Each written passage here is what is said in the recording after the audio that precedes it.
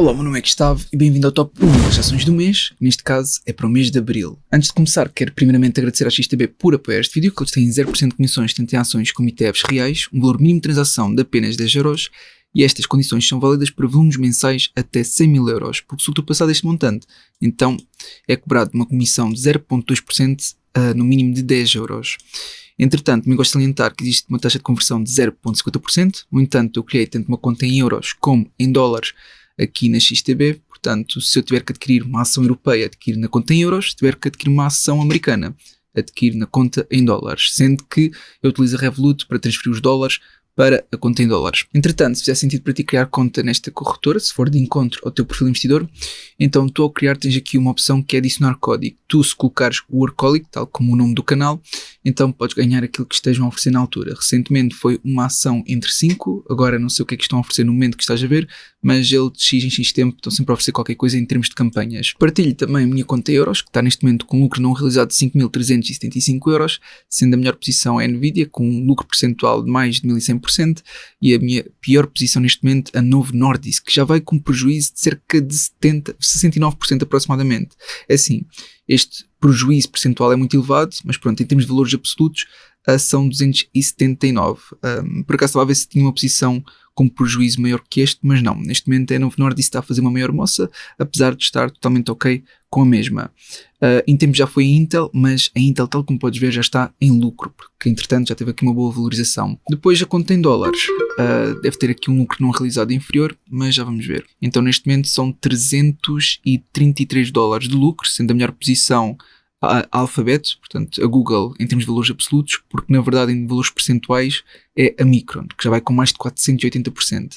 Entretanto, a pior posição atualmente em valores absolutos é a Adobe. Agora, a ação que eu vou começar por partilhar contigo é exatamente aquela que está com o maior prejuízo percentual no portfólio, que é a Novo Nordisk. A Novo Nordisk teve toda esta queda, se eventualmente recuperar e tocar nos seus máximos, que não estou a dizer que vai acontecer, mas se acontecer, estamos a falar de uma possível valorização de aproximadamente 280%, que obviamente é bastante. Agora, será que compensa para o risco-retorno? Vai depender do teu perfil de investidor. Eu não tenciono neste episódio partilhar meus estudos relativamente à mesma. Eu tenciono sim fazê-lo no Patreon, na série dos dividendos do mês, que agora passou para o plano 1 do Patreon. Portanto, a partir de 3€ por mês tu já consegues aceder, porque a mesma já não está no YouTube. E houve uma pequena confusão por parte de quem estava a interpretar aquilo que eu estava a dizer, que isto aqui não está diretamente relacionado com a parte regulamentar, mas sim com a equipa de compliance que revê os vídeos, porque são equipas de compliance diferentes, dependendo da série, e portanto, neste caso, ou seja, nesta série em específico, e noutras, ETFs para os filhos, REITs, mercados emergentes, portanto, essas passaram para o Patreon, está bem? É como me sinto mais confortável, é como estou, digamos, mais protegido, e o canal é meu, portanto, eu é que decido aquilo que me sinto mais confortável, e eu não parei, ou seja, está lá no Patreon e está de uma forma acessível, que são apenas 3€ por mês. Eu não tenciono pôr esta no Patreon, esta vai continuar no YouTube, pelo menos enquanto me permitirem, e também do Fire, portanto essas continuam. Entretanto estão novas séries por sair, conversas muito interessantes, a falar também de commodities, apesar de também ter uma série específica no Patreon, e definitivamente o conteúdo não vai parar nem piorar, daqui para a frente só vai melhorar, e eu vou provar exatamente isto, está bem? Por isso acompanha e vais ver o que é que está por sair. Bem, a Novo Nordisk não será a mesma, aliás, não será esta, mas seria muito interessante. Porquê? Porque eu depois nos dividendos do mês vou abordar exatamente novamente os setores, portanto dentro do ciclo do mercado, quais são aqueles setores que se destacam, e o setor da saúde, se houver uma possível correção, que é algo que nós já estamos a começar a ver, então este setor da saúde pode ser um dos com mais destaque. O setor dos materials, relativamente à extração de matérias-primas, esses já tiveram uma grande subida, mas isto também é devido a tudo o que está a acontecer. Nós conseguimos verificar isso exatamente com algumas das empresas, como ExxonMobil e outras relacionadas com o petróleo, relacionadas com o gás natural, a extração de ouro. Portanto, há aqui várias que tiveram já uma grande subida. Isto pode não estar só relacionado com o ciclo, mas também tudo o que está a acontecer e a forma que os investidores também têm de se proteger.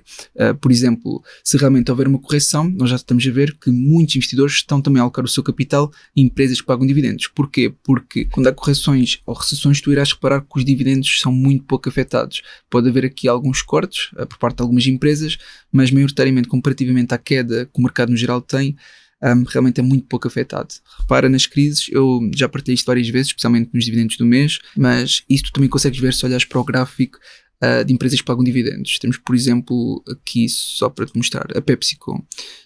Teve aqui uma subida, por acaso esta nem sequer é o melhor exemplo. Deixa-me lá ver outras que pagam dividendos. Algumas das mais conhecidas, deixa-me cá ver, Verizon, Pfizer, deixa-me lá ver, Pfizer teve esta subida, mas também este não é o melhor exemplo.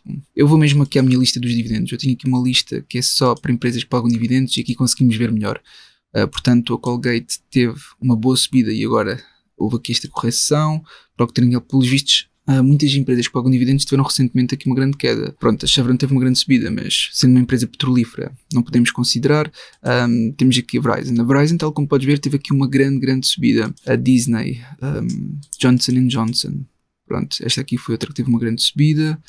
NWN, pronto, outra. É assim, houve outras que também tiveram, só que realmente, pelos vistos, algumas já estão a corrigir um pouco. Eu não sei se é porque o mercado no dia de hoje valorizou cerca de 1%, mas tal como podes ver, já estamos na zona 2. Aliás, o mercado até está bastante volátil, mas neste momento conseguimos ver o que é que está a acontecer.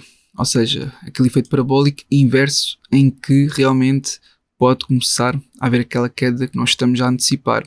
Se entrar na zona 3, aliás, isto se calhar já entrou na zona 3, eu tenho que colocar o time frame de 2 em 2 horas. Não, ainda não entrou na zona 3, por isso pode ser uma questão de tempo, é uma questão de aguardar para ver, mas enquanto está a haver esta queda, que eu não sei se vai continuar, mas enquanto está a haver, porque parece que estamos a entrar nesta possível correção e depois talvez é que vamos perceber se entra ou não numa recessão, mas neste momento parece querer entrar numa correção e enquanto isto acontece, há muitas empresas que estão a cair e é isso que eu quero partilhar contigo. Portanto, para ver qual poderá ser a empresa mais indicada, pelo menos para o meu perfil de investidor e objetivos. Eu apenas estou a partilhar contigo os meus estudos para te auxiliar. E assim sendo, outra empresa é a AMD. A AMD também é uma empresa interessante, do qual ainda não teve aqui uma grande queda significativa, por isso para já eu vou saltar. Aliás, muitas empresas relacionadas com semicondutores ainda estão muito próximas de máximos ou a fazer novos máximos.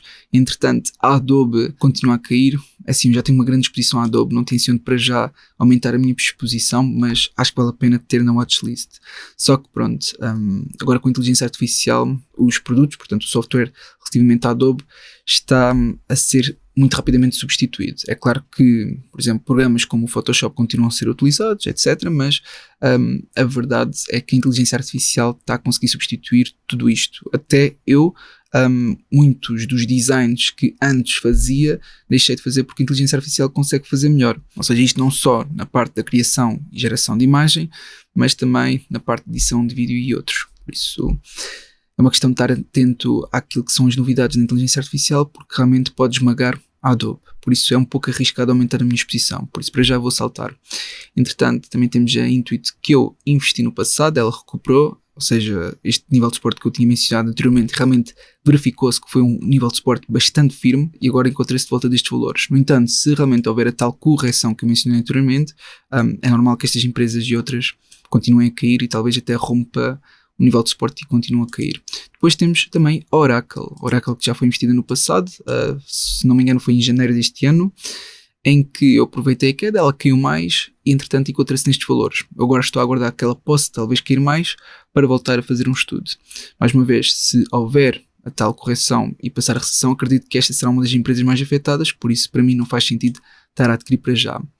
Portanto, onde é que eu vou olhar? Vou olhar para os earnings. Ou seja, aquilo que eu faço nesta série é exatamente isto. Portanto, esta série é para abril. Portanto, é a aquisição de abril. Ou seja, eu, tanto em abril como maio, gostaria que fosse uma empresa que tivesse a sair o seu relato para que, independentemente qual seja positivo ou negativo, possa talvez valorizar até lá. Por isso, esta é uma das regras que eu utilizo quando vou adquirir para esta série. Agora, temos aqui várias empresas interessantes que realmente vão lançar os resultados para o mês de abril.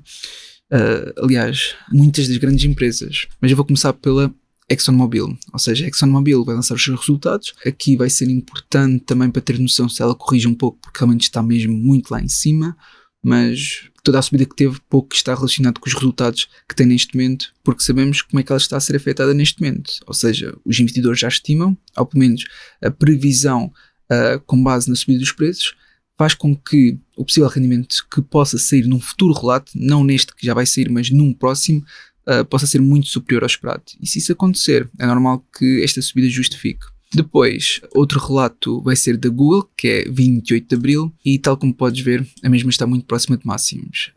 Eu, para já, não quero fazer um estudo relativamente à mesma, apesar de ser uma das empresas mais interessantes do meu portfólio. Se eu não me engano, é uma das que eu tenho maior exposição neste portfólio em dólares, exatamente, com lucro em valores absolutos mais elevados, e para mim faz sentido passar esta à frente por enquanto.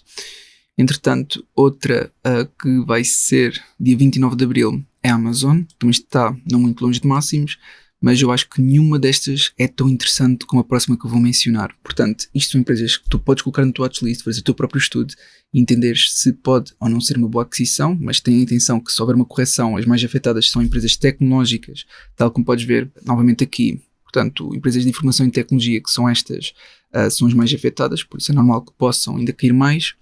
Mas mesmo assim, se esta continuar a cair, eu vou reforçar. Que é qual?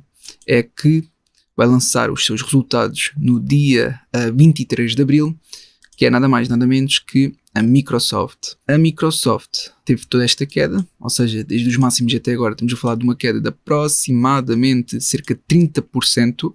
O FTSE System continua a dizer que a mesma pode continuar a cair, apesar de estar no nível de suporte. Só apresentar-te este nível de suporte com base em mínimos relativos anteriores, que é aproximadamente nestes valores, nos 382. Eu acredito que irá romper, que facilmente irá tocar no SMA, que está de volta dos 363 e continuar até os 350, que é o segundo nível de suporte que eu tinha traçado, mas eu acho que pode ainda piorar se realmente virmos a tal correção que eu mencionei. E depois, não sei que valores é que pode chegar, se chegar a uma possível recessão, portanto uma possível crise, e com tudo o que está a acontecer e a escalar, não é nada que me admire. Até que se tu acompanhares o último episódio que vai sair das notícias da economia global no Financial Portuguese, então saberás qual é que é possivelmente a tendência. Pronto, portanto a FTSE System mostra uma contínua queda, a Exponential Moving Average com inputs de médio prazo mostra também esta queda para médio prazo, a Simple Moving Average cruzou recentemente para queda, portanto está exatamente agora a cruzar, por isso o mais provável é uma contínua queda da Microsoft, mas eu estou tranquilo, eu vou manter a mesma para longo prazo, acredito que depois poderá recuperar, mas no curto prazo é provável que continue a cair. Pronto, assim sendo, vou passar aqui para o Seeking Alpha, em que mostra que neste momento tem um dividend yield de 0,95%, ou seja, paga dividendos, mas não é muito elevado. Entretanto, em termos de Price to Earnings Ratio é de 22,83%, sendo uma empresa tecnológica, eu não diria que pode ser considerada uma growth stock, porque já está a estabilizar dentro dos seus ganhos, ou seja, ela é bastante previsível e os seus ganhos também não são muito acima daquilo que é esperado, portanto não é aquele crescimento que nós gostaríamos de ver dentro de uma growth, por isso está mais dentro de uma value tecnológica, mas realmente um price to earnings de 22,83 não é elevado para uma empresa tecnológica desta dimensão. Entretanto, em termos de avaliação, podemos comparar relativamente à mediana do setor, portanto vai praticamente encontrar a mesma. Utilizando o Enterprise Value to EBIT, está até abaixo da mediana do setor se olharmos para o TTM, que é o 12 Trailing Months. Se olharmos para o Forward, está só um pouco acima. Em termos de Price to Book, aqui sim, ao comparar o valor de mercado com o valor contabilístico, está acima. Aqui mais que o dobro, vendo pelo menos o TTM. Depois, se olharmos para o crescimento, está acima da mediana do setor, tanto em crescimento dos rendimentos como em crescimento do resultado operacional, se olharmos year over year, mas no Ford já está abaixo da mediana do setor. Entretanto, o crescimento do Return on Equity está acima, mas muito próximo do break-even no year over year. E o Ford até está negativo e abaixo da mediana do setor, o que é um aspecto negativo. Por isso, é o que eu digo, resultados previsíveis, um crescimento, pronto, nada de especial, não muito acima do esperado, por isso não há aqui nada dentro da Microsoft que surpreenda muito, mas realmente esta previsibilidade dá-nos alguma tranquilidade. Depois, o quão lucrativo é a empresa, margem do resultado bruto acima da mediana do setor, margem do resultado operacional também acima, margem do resultado líquido também muito acima. A nível percentual, a diferença é esmagadora. No Return on Equity, podemos ver que está muito acima da mediana do setor, Return on Capital também acima, Return on Assets também acima. Especialmente o Return on Equity parece ser o que está com uma diferença superior, mas vimos percentualmente a que tem uma maior diferença é que o Return on Assets. Entretanto, utilizando outras fontes, agora vou utilizar aqui o Finbox, com base no DCF Gordon Cortese nos últimos 5 anos, mostra uma possível valorização de quase 30%. Eu gostava de ver aqui outros modelos, por isso vou aqui para trás, vou olhar para o Price to Earnings Ratio adicionalmente, utilizando os multiples, e mostra uma possível valorização de 24,1%. Isto compara com empresas como a Salesforce. Entretanto, olhando para o Simple Wall Street, mostra que está subvalorizado por apenas 14,5%, portanto ainda não é uma diferença muito significativa. Se olharmos para o crescimento futuro, mostra que as suas projeções anuais do crescimento dos earnings está abaixo da indústria do mercado, mas a distância do mercado pelo menos não está assim tão significativa. Se olharmos para as projeções anuais do crescimento dos rendimentos, está acima do mercado, mas abaixo da indústria. Na saúde financeira, ativos correntes superiores aos passivos correntes e ativos não correntes superiores aos passivos não correntes. Em termos de saúde financeira, não há aqui nada por questionar. Já era de esperar que aqui fosse uma empresa bastante saudável, também é tecnológica, é normal que o endividamento seja muito pouco. Aqui, pelos vistos, estão cada vez a reduzir o seu endividamento e os capitais próprios continuam a aumentar. Portanto, um contínuo crescimento, sendo que o debt to equity está nos 10,3%. Se olharmos para compras e vendas por parte dos insiders, conseguimos ver que maioritariamente houve vendas. Por isso, aqui houve vários insiders a aproveitar para vender.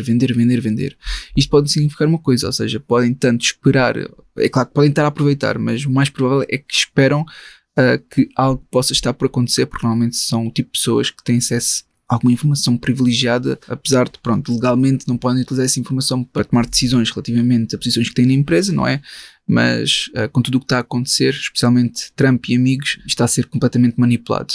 O mercado está a ser manipulado de uma forma que só aqueles que têm um grande poder e acesso é que estão a ganhar, por isso literalmente a roubar. Agora, utilizando outra fonte com base no Stock Rover, infelizmente eu não consigo abrir aqui o candeeado, é um bug qualquer do site, mas com base na classificação de analistas é mais um strong buy do que um buy. Entretanto, se utiliza o alpha spread, diz que está apenas subvalorizado por 2%, isto num cenário base, no melhor cenário subvalorizado por 31%, e no pior cenário subvalorizado por 23%. Entretanto, no Stock Analysis, com base na classificação de 31 analistas, dizem que é mais um strong buy do que um buy. Nós também conseguimos ver aqui mais informação e mais recentemente, portanto, a 5 de fevereiro, no mês passado, houve aqui um downgrade, ou seja, diminuiu de strong buy para hold, ou seja, está a haver aqui alguma cautela, que é normal. Entretanto, no Market Beat já vai numa compra moderada, não é uma compra forte, uma compra moderada com base na classificação de 45 analistas. Depois, se formos para o Market Watch, mostra a recomendação de compra de 49 analistas, mas a verdade é que houve uma redução dos 3 meses para um mês e de um mês para agora. Por isso, esta redução maioritariamente preocupa-me, sabes? Por isso, é assim, temos aqui a ver alguma cautela por parte destes analistas de diferentes entidades financeiras, por isso também devia estar atento.